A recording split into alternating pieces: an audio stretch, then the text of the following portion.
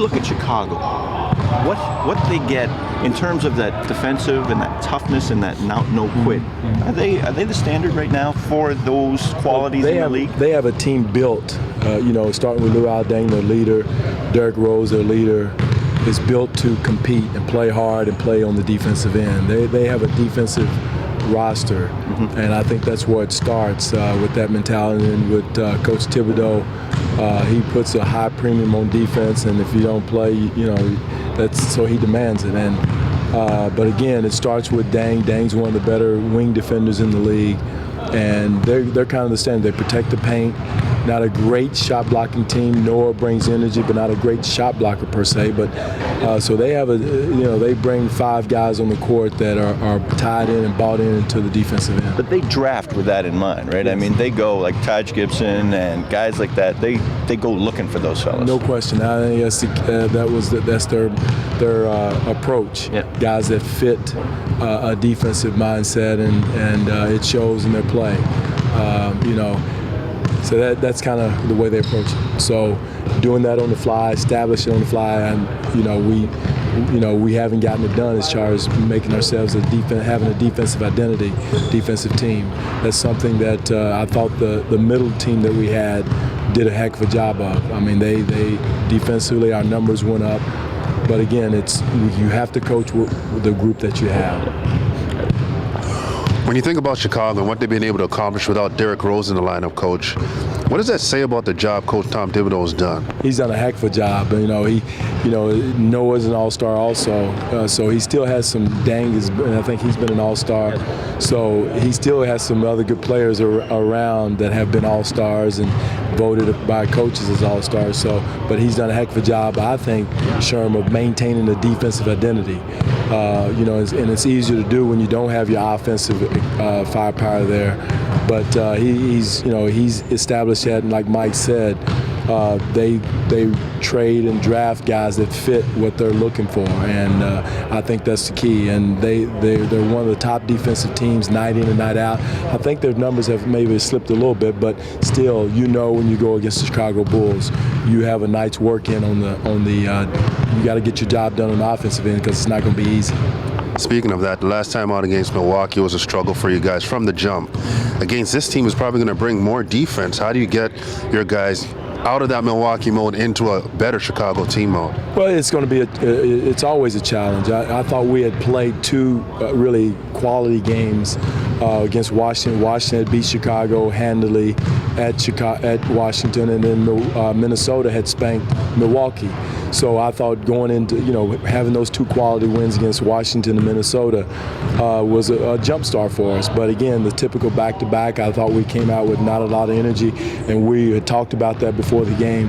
And Milwaukee came out with a spark. I mean, they weren't the same Milwaukee team either. They came out with a purpose of clinching the playoff spot. So we were unlucky. But again, each and every night you've got to bring your hard hat with this team, in this league, no matter who you're playing. Back-to-back, 4 and 6 or whatever the number of games is. And you can't give in to frustration. And that's where we have to grow as a team and not let frustration beat us. And again, Milwaukee got us, but again, I thought we gave in to frustration, fatigue, and all those adjectives, if you want to give it, in that game. But I thought the positive in that game, I thought the second unit came in and did a heck of a job. They left their starters in until about 2 or 3 minutes to go in the game, and I thought the young guys came in and competed. We outscored them 28-20. So that was a positive for me to see the guy like Quincy Acey come in and compete, JV continue to compete, Terrence Ross, all those guys came in and did their job and made it competitive, and that's what we got to have. We got to get that out of the first unit to start the game. And again, to give the first unit their credit, in the Minnesota game, I thought they played a magnificent game in the second half to win that game. They could have given in against Minnesota, but they competed, fought, scratched against a good Minnesota team that was also playing to get Coach Adam in their 1,000th win, or whatever we want to say. But so we can't let the game against Milwaukee fester is the key word, I think, is the main thing. I know you want to win as many games as you can, but those small victories, compartmentalizing anything that you can, the young guys playing well, when the starting unit plays well, those are the things that you're going to have to emphasize the rest of the way. That's what we did today in practice. Talked about what we have to work on, not only for these last 5 games, but for next year's Sherm. I think that's the most important thing now. We want to go out to compete to win, but the main thing is our approach, our execution, working on our zone, working on our pick and roll defense, all those things that are going to be our staples next year going into the season, and treating this last couple of weeks more less like a little mini camp, so to speak, training camp, because again, without a lot of practice time, we haven't established that defensive identity, and that's on me. And as far as not establishing that, even with the lack of playing time going in these last couple of weeks. We talked about, we've been going through about, guys in the offseason, what DeMar can do, what Terrence can do. What is a veteran like Amir coming off the season? Is it just rest and heal up? Or? I think he's got to heal up. One, just like he did last year, become a better shooter, to keep teams honest and not help off of him so much. And just like you said, get healthy, because Amir is going to be Amir. What he does is hard to improve on, because he's got a heart as big as the country of Canada. So that's one thing he brings you can't teach. I don't know how much more you can improve on that. But continue to work in the weight room to stay strong, because he has given up a lot of pounds each and every night when he's in there banging, and it takes a toll. And I think it's taken a toll on his body even this last month of the season. How would you characterize Kyle's? He played well in the last couple of weeks. How would you characterize his year? It's been a challenge for Kyle to come in and not only come into a new culture, new situation, but come in with an established veteran like Jose already running the show, knowing the offense, knowing the defensive concepts, and trying to fit in. It's been a challenge.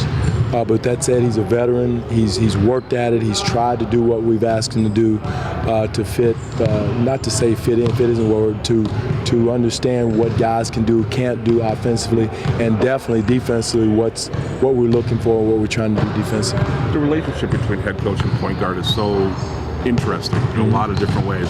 Has it been a feeling out process for both of you guys to figure each other out? Right. It's not personal, but it's more him understanding what we're trying to do, and combining that with what he's done in his career. And it's always the same with Jose and I started out the same way last year. But it's a relationship that develops over time, and I think Kyle's and I has gotten better. And to his credit, he hit our lineup change with Rudy coming in, and so we changed a little bit more on him. So it's been a work in progress for all of us, with him, with the coaching staff and Kyle. But it's a growth, and that's why this team needs to be together for a little bit to grow, to learn each other, and because what we're doing offensively and defensively, I know we'll win in the NBA. We just got to make sure that we're on the same page and get that rhythm, have that time together.